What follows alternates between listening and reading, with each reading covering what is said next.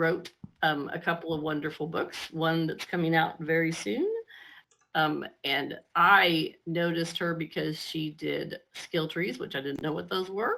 And she wrote a book on it, and it's a way to learn new skills in a fun, exciting way. And she is going to, and she's from Australia, and she's going to be our presenter today. I'm going to sit down and shut up and let her do it. Thanks so much for having me along, Terry. It's been delightful to see you guys getting into the skill tree stuff in your last session. So I think what I'll be talking about anyway, you guys will be very familiar with, which is pretty awesome for a talk.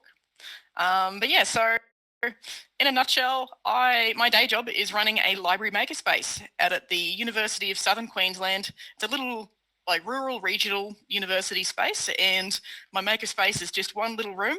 We've got a whole range of 3D printers in here, and students can come in and do all kinds of 3D printing projects, whether it's part of their studies or just to make something for fun as well. So I really love my job, and it's so great to just see the stuff that people come in through the door with.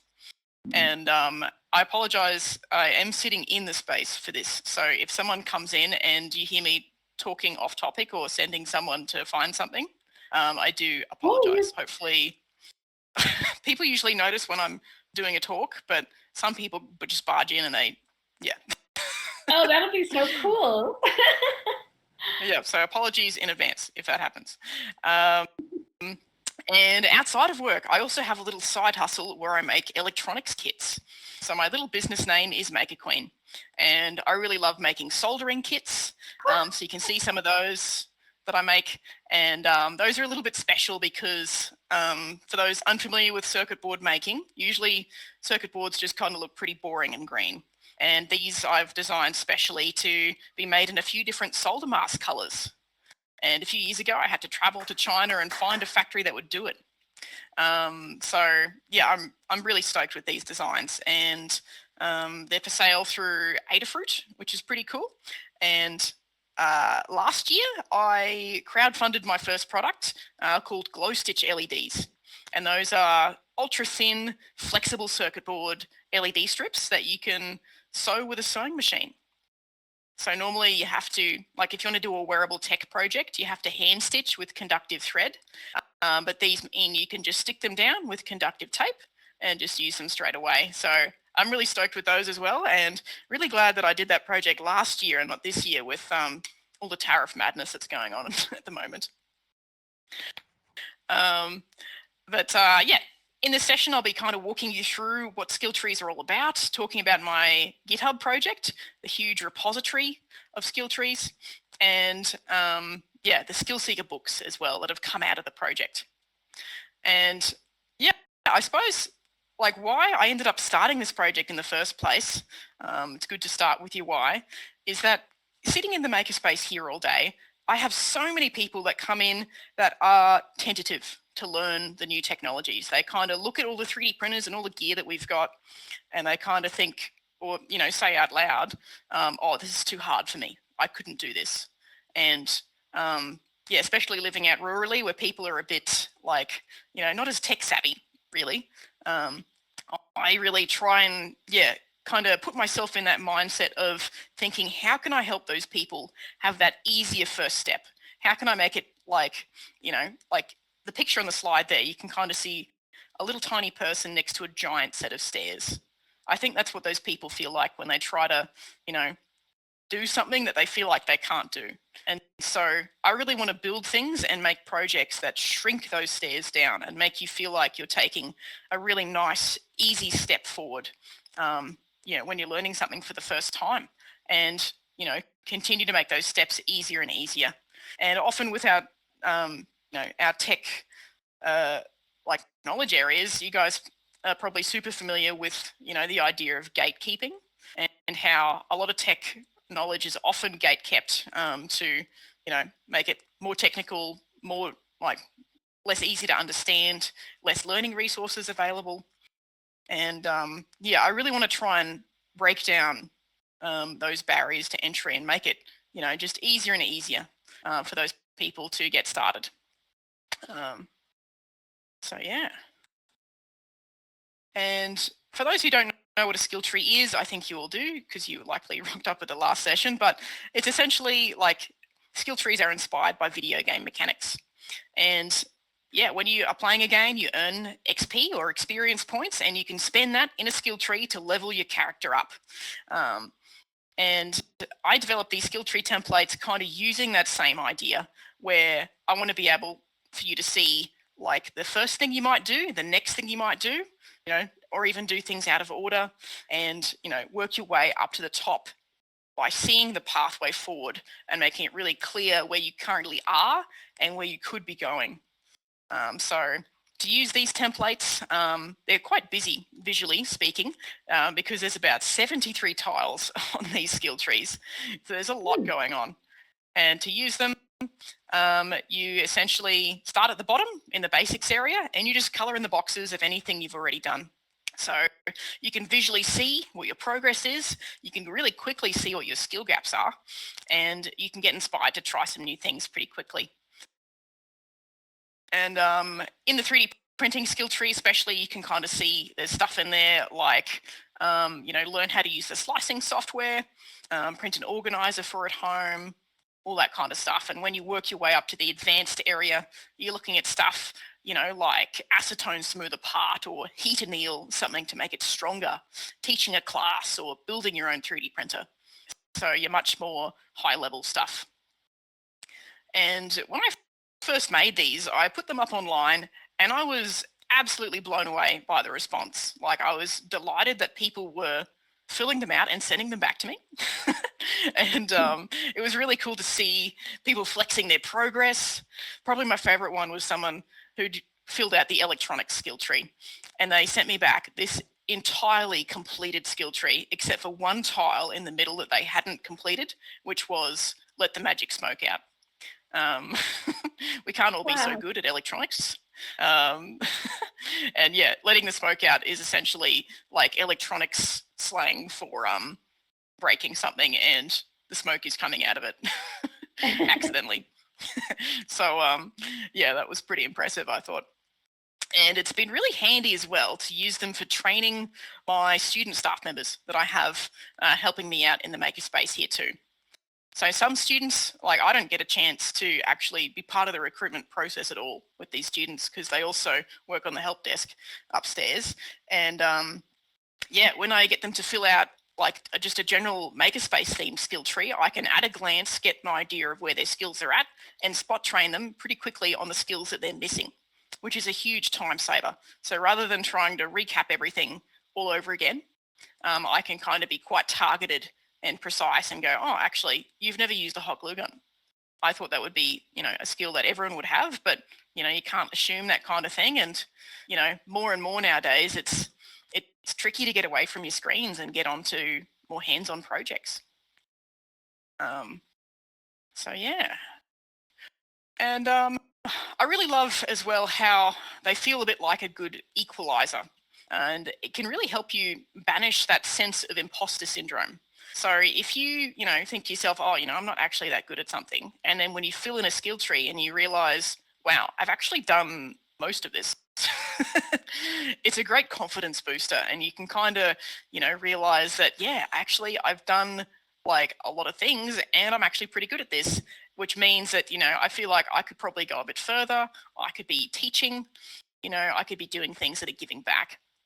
And on the opposite end of the spectrum, it can also be helpful for people who just, maybe don't know what they don't know and are a little bit overconfident in their skills. So the old, I think it's the Dunning-Kruger or, there's some kind of a graph where like, the more you know about something, the more you realize you don't know. So yeah, it is helpful with that kind of stuff. And probably one of my favorite examples of that is I remember one day I was fixing one of the 3D printers here in the makerspace, and it's a pretty wacky prototype machine. Like it's pretty different to your average kind of 3D printer. And I had an engineering student come in and he was giving me advice on how to fix it that was completely wrong. And I was like, oh, so do you have a 3D printer at home? And he's like, oh, no. And I'm like, have you ever 3D printed before? And as he was backing out the door, he said, as a mechanical engineer, I have an intuitive understanding of how things work. And then he just legged it. He's like, don't ask me any more questions. So that was really funny. God. Yeah. So yeah, it can be helpful to kind of get an idea of, where you stand, I think, in a skill level. And I don't know, for me especially as well, it's really easy to get stuck in your ways and stuck in your ways of like doing and learning, because like I'm so far out west from the capital city. I'm a couple of hours drive away from Brisbane, and that's where I would usually go and get a chance to speak with people who are, in the same roles as me, doing the same things as me.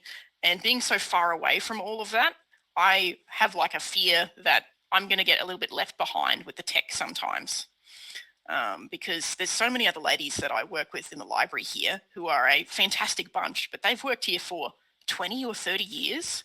And I feel like I could easily be one of those people who get stuck out here.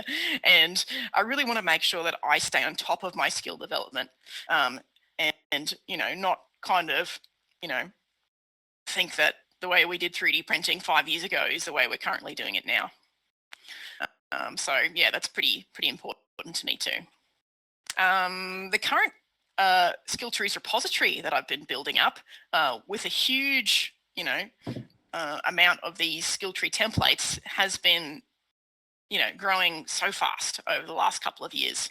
And it currently hosts about 70 skill areas, which I'm absolutely stoked about. And it'll soon host probably the skill area that you guys worked on last week, building empathy. So I'm really looking forward to adding that one too. But probably the most recent skill tree that was submitted was called speed cubing. And it's about solving Rubik's cubes really fast. So I thought that was pretty cool. And I always love going through like these skill areas that I'm not familiar with in detail and just kind of getting a sense of what you might actually do in all these different skill areas. And I learn so much just by searching and finding out more. And like some of the stuff that I learned on this speed cubing skill tree, for example, was stuff like you have to lube your cube, which I thought was really funny.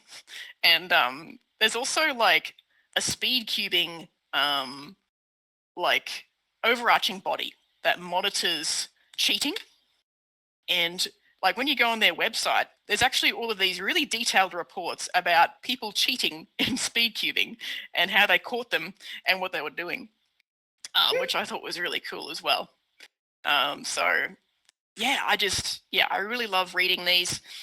And they've been an absolute joy to put together, even though they're so kind of fiddly and detailed sometimes to, make the actual templates.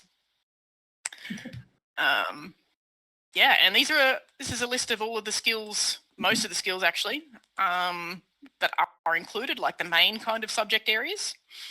There's also, interestingly, roller derby officiating, which is a bit of a left of center kind of skill. Nice. But yeah, all kinds of stuff.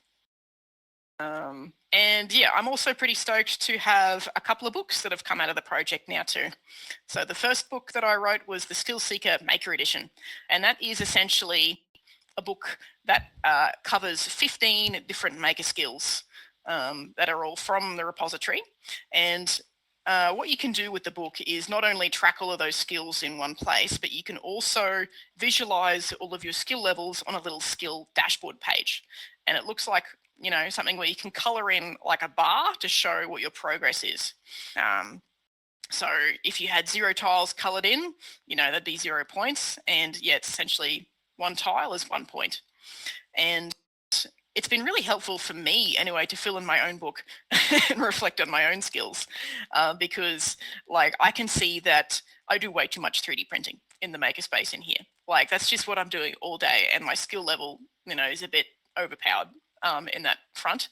But because we don't have a laser cutter or a CNC machine in here yet, my skills in those areas are really low, and my electronics skill level is kind of hovering about in the medium area because I keep using Arduino for everything and I've gotten a bit stuck in my ways. So if I want to go further with electronics, I need to stop doing all these like very digital focused projects and get a bit more into the analog sense of things. So the Australians in the room will know about Dick Smith Electronics and Dick Smith's Funway books, which like was essentially a whole book of activities where you could go and do those kinds of things. So yeah, I really want to get into more of that kind of stuff.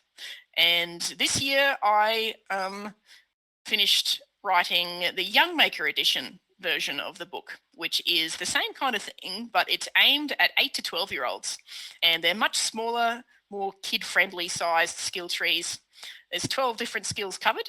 And in difference to the adult book, it includes a lot more infographics and activities, a bit like these little pictures here. And when you complete the activities, it actually unlocks one of the skill tiles. So once you've completed that activity, you can go and color in that skill.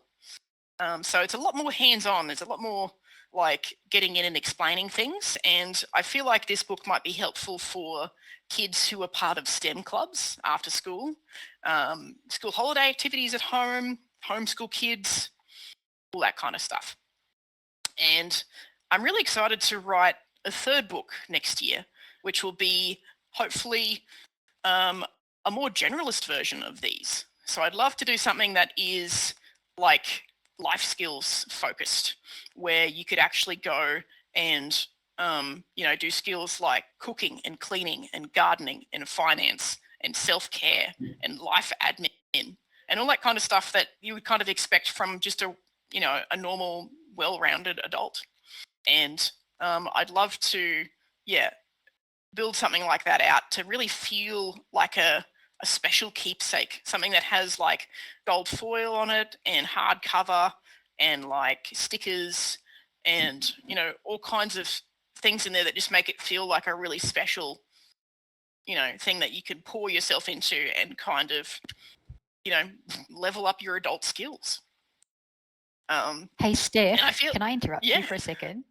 yeah, I'm what do you got? getting so excited sitting here, even though you can't tell because I'm an avatar, but literally I'm squirming in my seat with excitement at home. And the reason is that I've just found out in my workplace, which is State Trustees Victoria, we deal with finance and doing trusts for people and their wills and things like that. Oh, wow. That I'm about to embark on a special project that's going to look at upskilling people with finance in the wider community. And I would love to talk to you offline about your skill around finance and how potentially we could team up a little bit. I would love for you to peer review the finance skill tree. Oh, you're on. Yeah, I feel like that would be awesome. Let's talk. Like, I think if any of you have projects that you think you're seeing a skill tree and you're like, actually, that would be perfect for that, you're very welcome to use it. Like, they're free to download, free to print out and use. My only kind of restriction with my licensing is that I'd rather you just didn't turn them into books, because you might just beat me to the punch at writing my own book. But otherwise, like, stuff like that is perfect. I feel like you could also use them for teaching workshops as well. So if you want to teach a skill area and you want to gauge everyone's skill level as an icebreaker before you start, you might identify people that have already covered quite a lot, want more advanced content, and vice versa. And there's particular advantage potentially for, I'm working in a disability space for kids with neurodivergent ways of thinking, because something like this allows that scaffolding of skills in a way that's very self-directed and would suit a lot of those kids. Yeah. Yeah, I feel like I've read a book called The Future of Education, and it kind of talks about that as well, like the idea of letting kids have agency and choice over their learning pathways rather than just kind of, shoving them in a classroom and kind of being like, this is what we're doing now, is highly motivating and can really help to, get them to develop their own like motivation and passion, or, delving deeper into subject areas that they want to do and kind of skipping over the stuff that they're not really interested in. So excited to connect with you. Let's talk after when we can. Hell yeah. And I feel like, like moving into the future with this project as well, more and more, I feel like my why around it is becoming more focused around like the idea of, people just being so, I suppose, drawn away from hands-on projects nowadays, and getting more and more into the addictive content on our screens, and how like screens and technology is just making things so easy now as well. Like if things are too easy, you often find that you don't learn troubleshooting skills, and I feel like we're at a point now where it's just going to continue to get easier and easier. And I had a bit of a thought the other day, like how terrified I'd be of a 3D printer that you could just walk in and just speak out loud to it and be like, print me a dragon. And like it just does it. Like, I feel like we need to be a bit self-aware of where the technology is heading, and think critically around how easy should we really make the technology.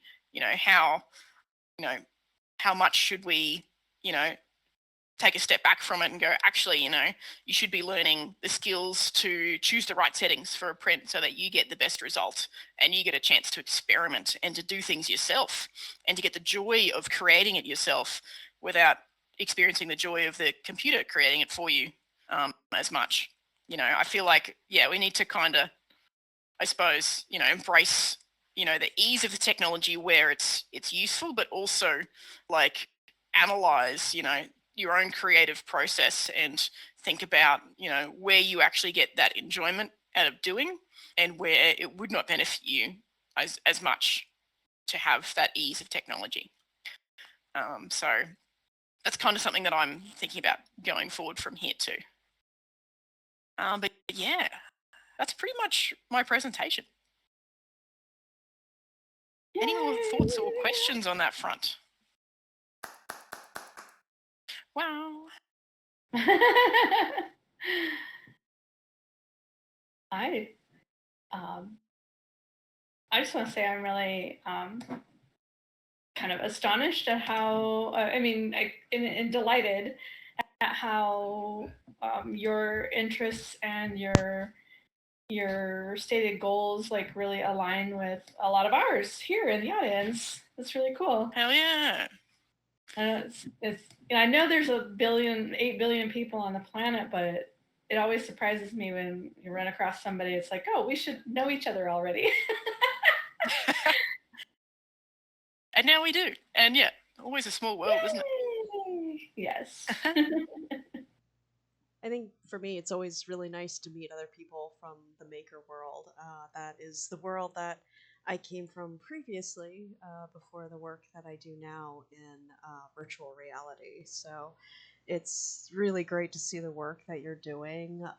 I wish that I had had your skill trees as a resource to hand out to the students that we work with and some of our pass holders at the makerspace that I started when I was still there. But in the future, I'm working with libraries and stuff, so I hope that it would be okay for me to sort of pass these on as resources. Yeah, please do. So cool. So awesome. Yeah, thanks so much. Sorry for ending on a bit of a downer note there. But yeah, I'm really keen to start thinking about that. I have I don't know, I seem to get a lot of folks who see like those 3D printed dragons at the markets. And they come in and they're like, yeah, I want a 3D printed dragon. And I'm like, well, you have to learn how to do it first. And they're like, what? You can't just give it to me? Yeah. We got a lot of that welcome too. to the Dragon Factory.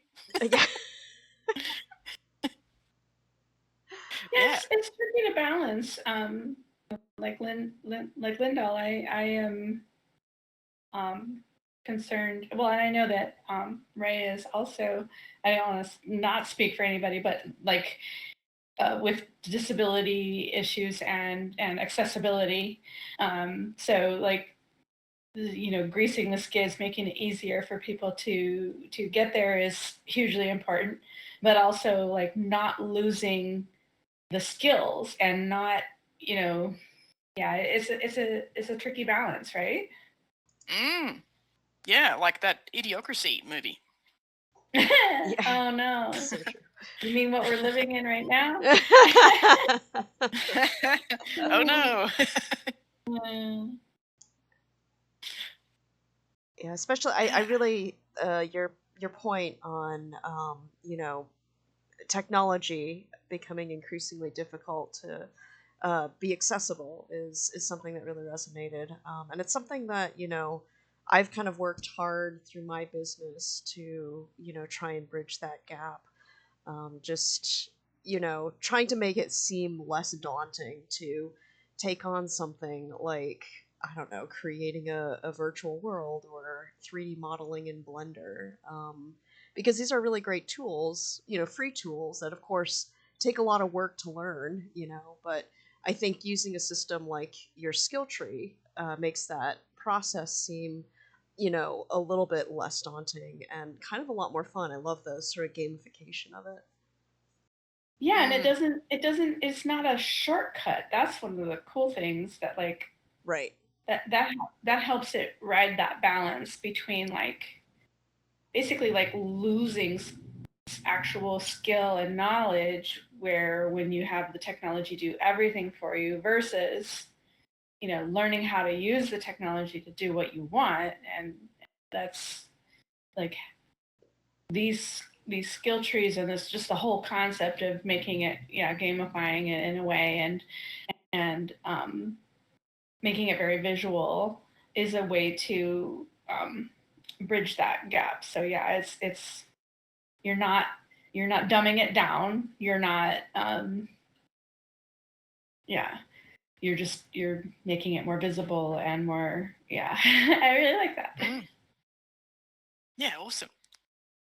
In your videos, when you do this in person, you have the little hexagons sitting on the table. It looks like 3D printed hexagons. What do you do with that? I haven't done that before actually, but I have got like some like pictures that I render, like illustrations that I put in a book that looks like it's 3D printing tiles and it's placing them with a robot arm.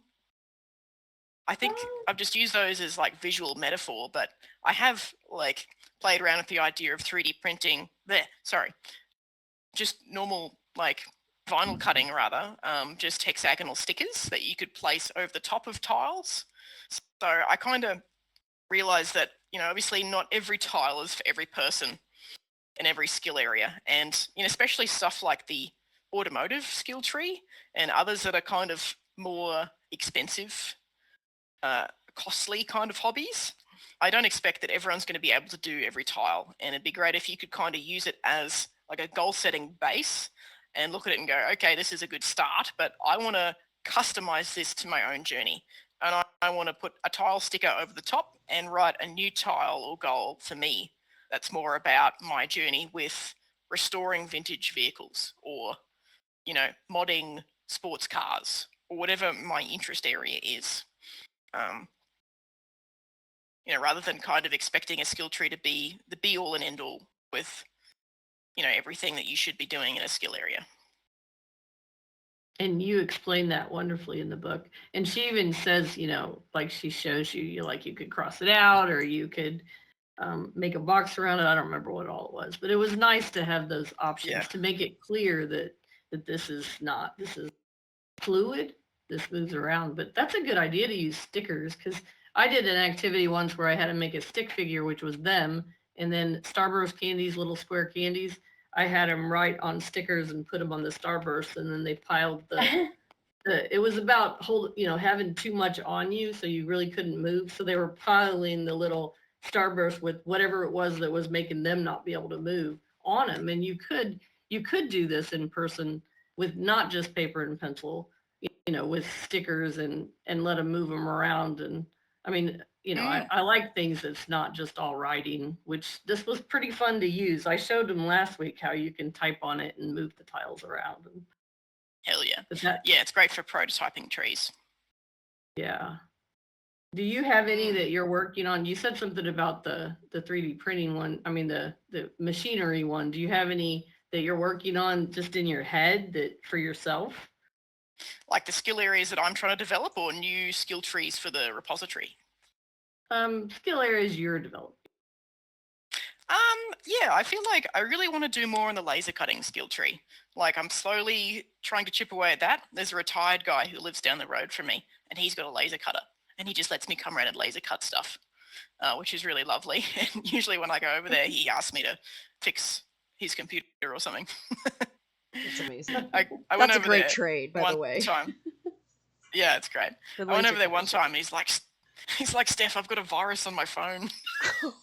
And I'm like, Perry, what have you done? That's really funny. But yeah, I think, I don't know. I feel like my focus at the moment has just been so book focused that I've kind of neglected my skills, which is kind of defeating the purpose of doing it in the first place a little bit. Well, how to write a book. Yeah. I mean, you figured out how to Yeah. get. She had a video where she started this, and then like 6 months later, she did so much of it. I mean, most people talk about writing a book for decades and never do it, and you just. I mean, it was amazing how truly quick you've done this. Yeah, I've been working pretty hard on it. Like, I don't know, it's so time consuming doing all the illustrations for this kind of stuff. And I had to really slog away at doing at least 2 pages per every day off that I had for the first 6 months of this year to get the kids' book out. Like it was, I kind of regret going that hard, that fast. Actually, I think I need to slow down a bit so I end up having some kind of a life. That would be great. But yeah, I've got I've got some personal skill trees that I've put in my book that are like very life goals focused and kind of are a great reminder to do a lot more like self-care and kind of nice things myself. Like, going traveling and stuff that I want to do, like just looking at it now, like going snorkeling and organizing like a book launch or a book tour. That'd be cool. Like all that kind of stuff that I've got on my like essentially life bucket list kind of stuff. But now the book is the 2 are actually done. You're probably pretty happy you went that fast. Yeah. How would you? I'm pretty. How would you approach this this project differently if you knew what you knew now at the beginning? I feel like I would not bother trying to like send book proposals to so many publishers. I kind of regret doing that because I feel like at this point in my career, I feel like I'm actually ready to try and potentially try sending this more generalist book to more generalist publishers. I kind of think that like these first couple of books have been very technically minded and obviously makes the perfect publisher for those. But I kind of I think I wouldn't do anything else different though. Like I really think that by doing all of my own illustrations, I feel like that has put me in the best position to get published. Because normally I think publishers just expect you to send through a Word doc of your finished manuscript and they find an illustrator, but doing all that myself meant that I saved them quite a lot of time and made the book really enticing, I think, for them to publish. And learning Adobe InDesign as well, like the actual publisher's software, meant that I could kind of send something through that was, like a lot more polished than they would generally expect.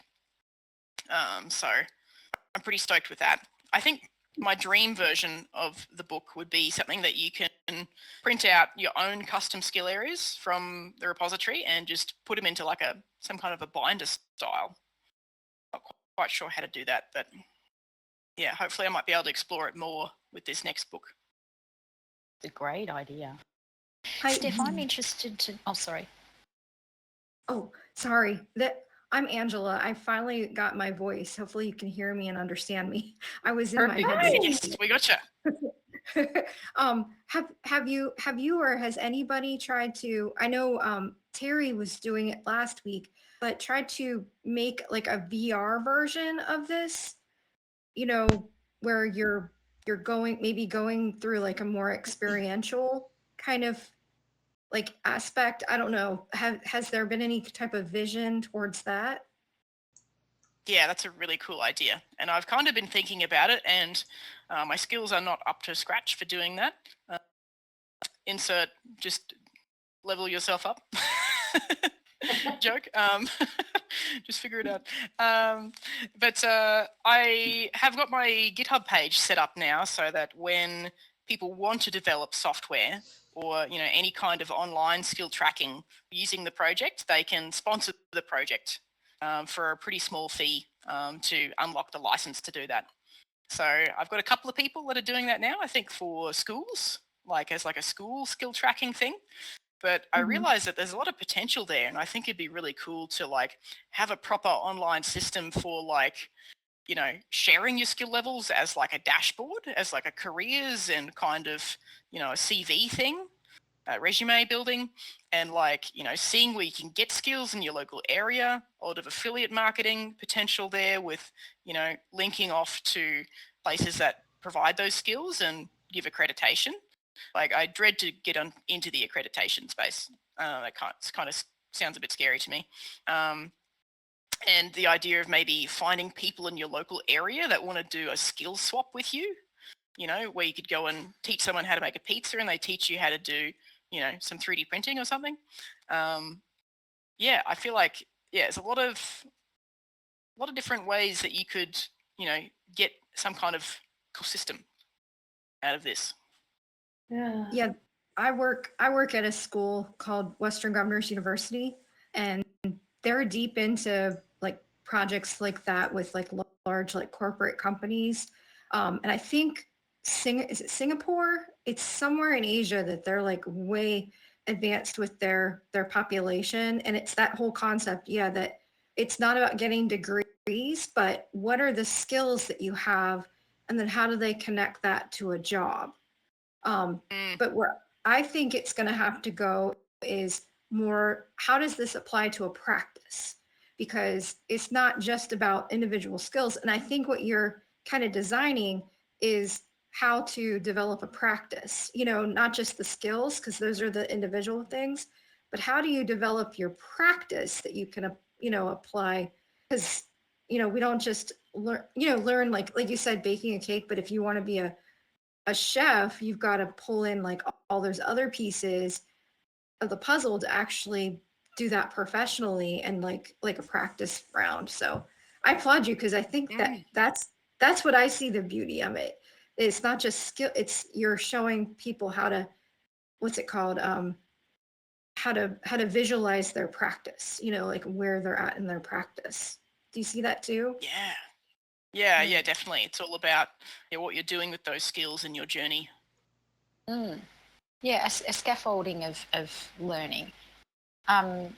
Steph, I'm curious about the skill component exercise that you've gone through now on a whole range of different topics. And I wonder, across all that range of topics, as you've built these skill trees and you've seen others build the skill trees, have you noticed common themes across all of those vastly different areas of skill development?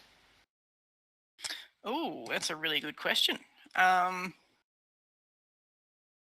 Not specifically, I feel like, but a lot of the skill trees I've got prompts to kind of make them similar. So like a lot of them have, obviously in the beginner space, things you do at the start. And then usually in mid-range, there's a tile that's about sharing your skills with a friend and kind of progressing into a more understanding and teaching mindset where you give back to the community at the very end. So most skill trees kind of have that same kind of structure where you're doing, you're starting to give, and then you're really giving back.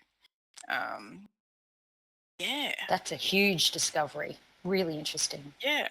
And I'm not sure if like it's correct in thinking to do this, but a lot of skills often cross over with each other, and I've kind of made a few combination skill trees that really illustrate that, especially with the reading and writing skill area. Like, if you want to become a good writer, you need to be doing a bit of reading. And, that kind of progresses from reading at the very start to writing at the top.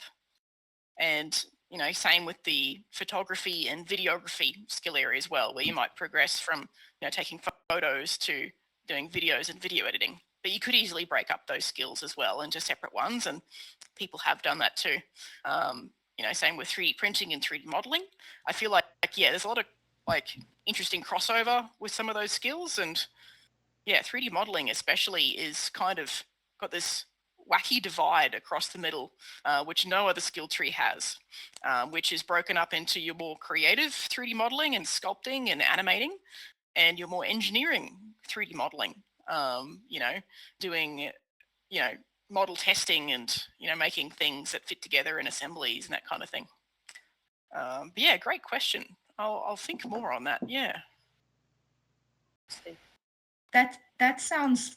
Have you ever seen the pictures where they'll show somebody that's 12 and they start drawing, and then they'll show you their drawings at the age of like 40 or something, and it's like just to show kids that like everybody doesn't just start out being some savant, but it would be so cool to connect, like what you're saying, like say they're building their skills in drawing, portraits or something. Like at this skill level, if you click on, where I was at, this is how I was drawing, and then show, the finished product, at the end where they're like doing full-fledged, portraits and stuff.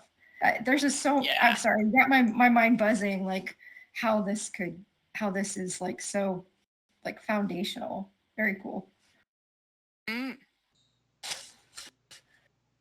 But have you seen anybody try to do that, or like connect it to their product, like their growth of building their product? Not specifically. That would Even be cool baking. to do, though. Even baking, I mean, like I think they're bringing out the Easy Bake Oven again. Starting with the Easy Bake Oven, like, and then now they're baking like a wedding cake or something, at the end. That oven is worthless. It bakes with a light bulb.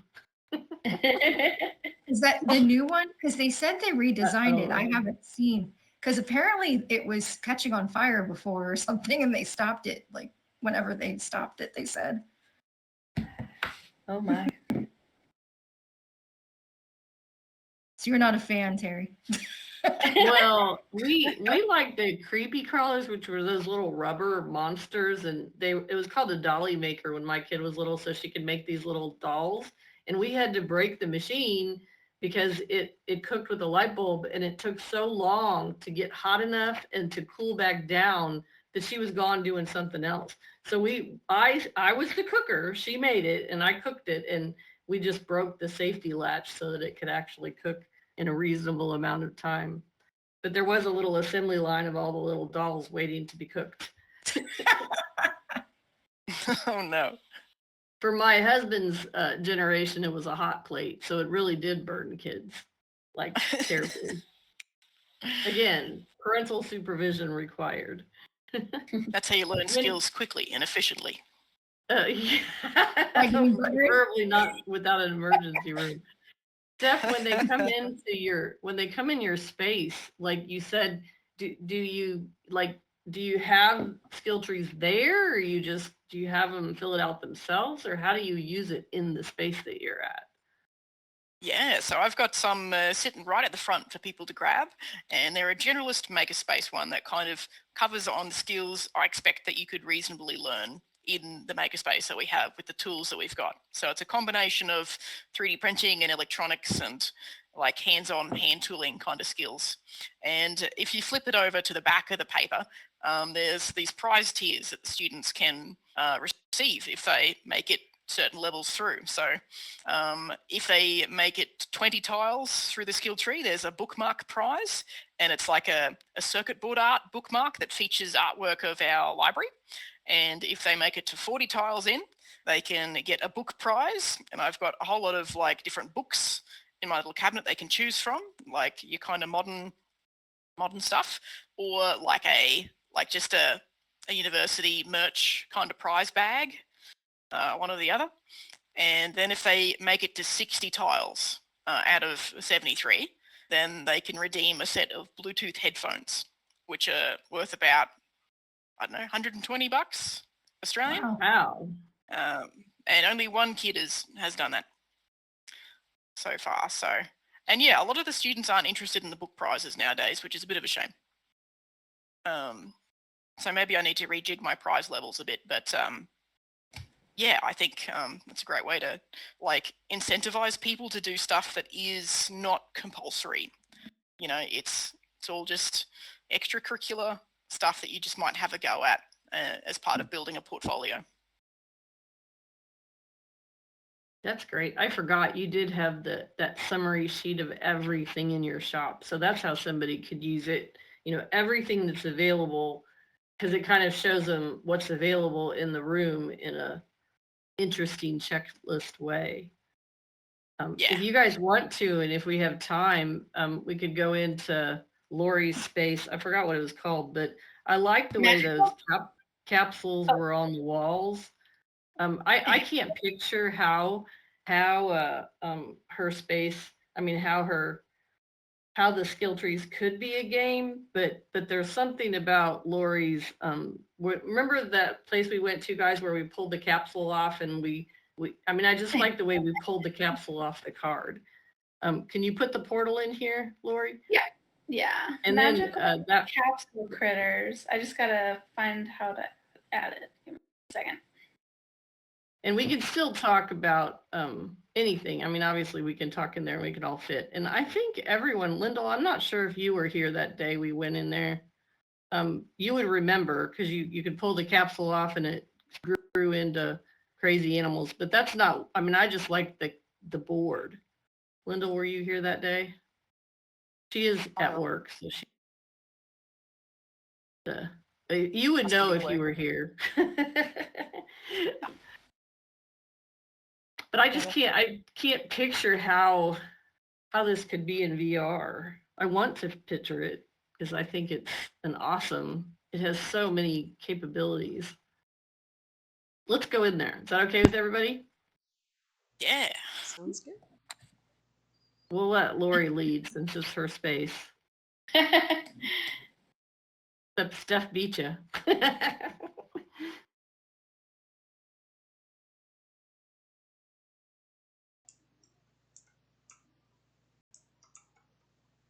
you click on it, Lyndall? Yeah.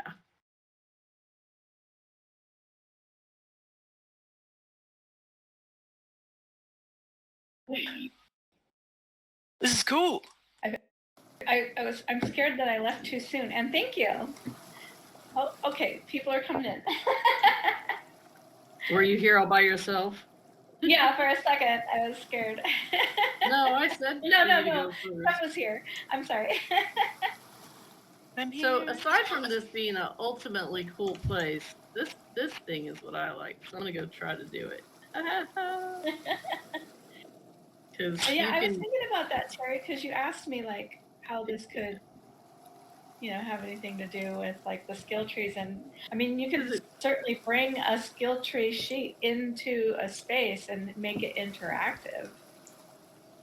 Be one way to do it. Oh, I got a rainbow! And then on the back of the card, she has all these instructions that explains everything, and I don't know why. Why is it on the back anyway? Well, because that's how they are in real life. Oh, that's true. There is always a card on the back. Plus, it was like, this is cool. Oh, there's I thought you would like it. I mean, did you make this? Lori made it, which is Unreality 3D. Yeah. Wow. I made it with my spouse, sweetheart. His handle in Spatial is Adjective Beaver. His name is Kevin. He's more of a coder, and I'm 3D artist and animator. Although I do some coding as well.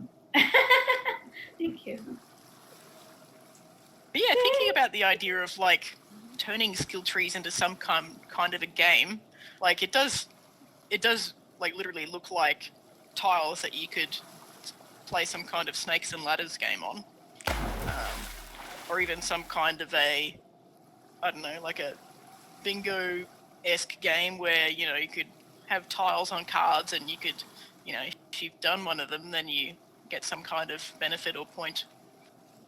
I don't know. I'm not super into my board games. But, Well, yeah, and interesting to think really, about. even with the tree, you can draw your little lines after you do them. You could. I don't know. I don't know how. I don't make games like this. I just play them. But I don't. When you're developing this, Lori, I don't know if you have a sheet of paper and you draw little things like her skill trees. But I mean, there's not a lot. There is a lot that you play games, but I don't know. I just thought this was unique and cool and could maybe make us think, I mean, and of course we can run into the water and see things from a different perspective. I can kind of speak to it too. Like when I design worlds, I usually start off with a sketch or, you know, something that kind of leads people from one point, like point A to point B, depending on the experience. So I don't think that's like completely unheard of to start on paper. No, yeah. And the software that we use, Unity Game Engine, to create or edit these experiences has the capability of making all of it interactive. So yeah, it's totally doable. But why has nobody else made capsules on a card? Well, you also have to be a certain amount of weird to even think of it. We like weird in the skill tree world and the game world. We like weird. Hell yeah. There's actually kind of an elaborate story to how this space got created, and it started with my sweetheart wanting to use this really pretty water shader. It's not in here. The water in here is okay. It's nice. I like it. But he had one that he really wanted to use, and so he created a space that just had water, and then like a little platform. And then he also wanted to make a game of throwing things, and he wanted to learn how to get you to be able to throw things in 3D and VR or just in the web, like I'm playing right now in the browser, and like we just like kind of brainstormed about what the environment could be like, and he was like, "What if it was in the bottom of a really big blow up swimming pool?" And I was like, "I could totally make that happen." So I just started making the assets, and then it just sort of grew up around there, and then he literally I bought him a packet of sunflower seeds, and he literally like dug trenches in our yard and planted them and watered them for a whole season, and these sunflowers grew, and I went out and I photographed them, and then I brought those photographs into 3D, and I just made the sunflowers that you see up around in the sky and on my avatar. I literally just made the 3D models from photos, and it was like perfect. Like, oh, like this is as if we had put this in our yard, this blow up pool, and so we put the sunflowers around it, and yeah, everything like that. This is so good. I love the one with the googly eyes too. Oh, yay! Oh, yes.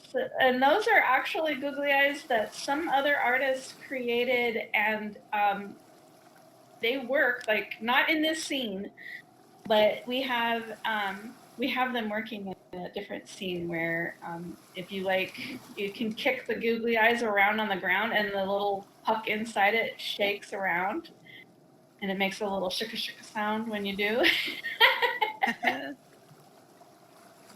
And actually, I've got the same assets working, the 3D googly eyes working in my little 2D phone game called MX Pet Rock. And it's literally just a pet rock that you can put accessories on. And it's got gravity.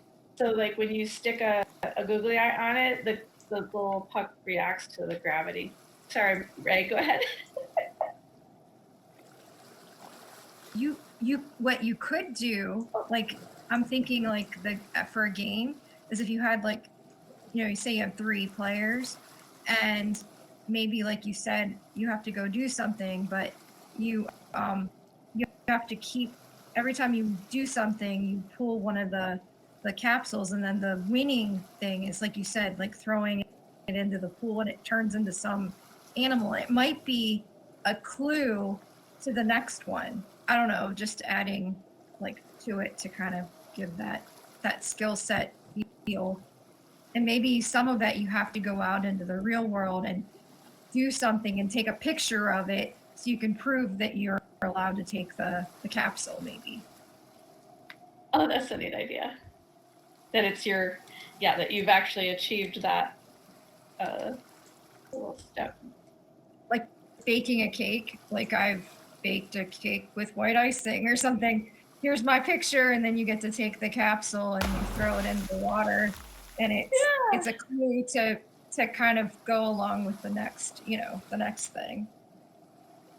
You gotta admit, seeing a wildflower throw a capsule into a swimming pool is a really odd thing to see.